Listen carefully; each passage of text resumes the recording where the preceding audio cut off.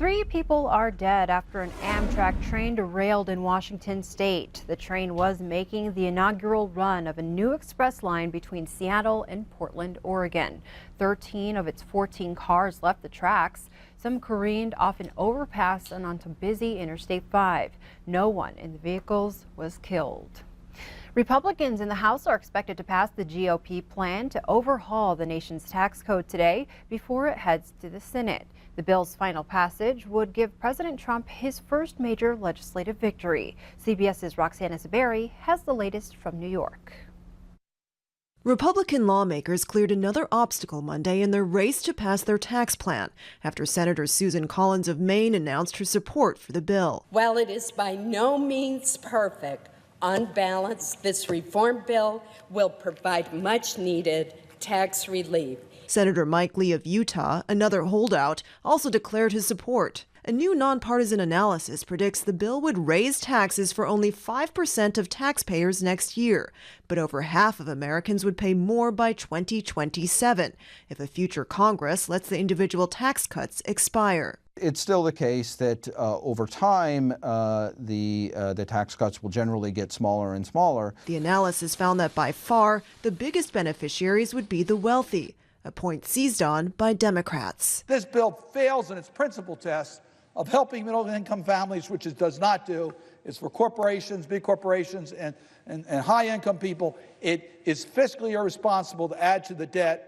But Republicans say the nearly $1.5 trillion tax plan will spur economic growth, in part by permanently slashing the corporate tax rate from 35% to 21%. When you look at how this tax cut affects the economy, I think we're going to be in good shape. We're working people. A deduction added to the bill last minute on Monday stirred controversy. Analysts predict it would mostly help wealthy commercial real estate investors like President Trump. Roxana Saberi, CBS News, New York. And Senate Republicans appear to have the votes they need to pass the bill, even without Senator John McCain of Arizona. He's at home battling brain cancer and tweeted yesterday that he plans to return to work after the holidays. Continuing our coverage, the Billings City Council has decided to delay its next step to fill the job of city administrator.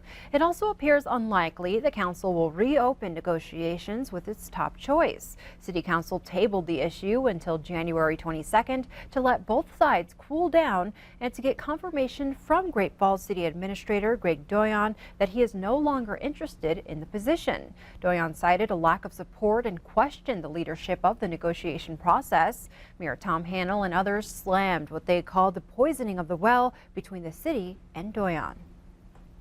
I am extremely agitated at the opinion in the paper today. I'm here to defend this council, the city, and I'm very upset in the fact that we did not negotiate fair and professional. I will argue that.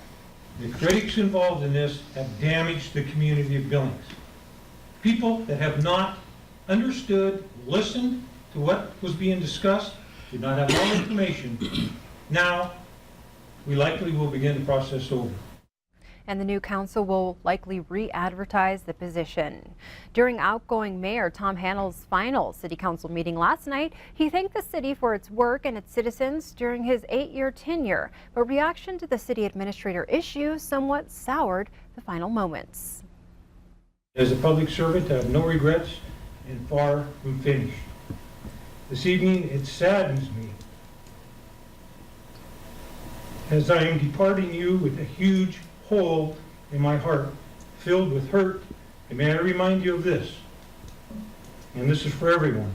Problems are not solved by skeptics. Problems are not solved by cynics or unfairness. They are solved with understanding, patience, and positive communication. Thank you. I'm honored.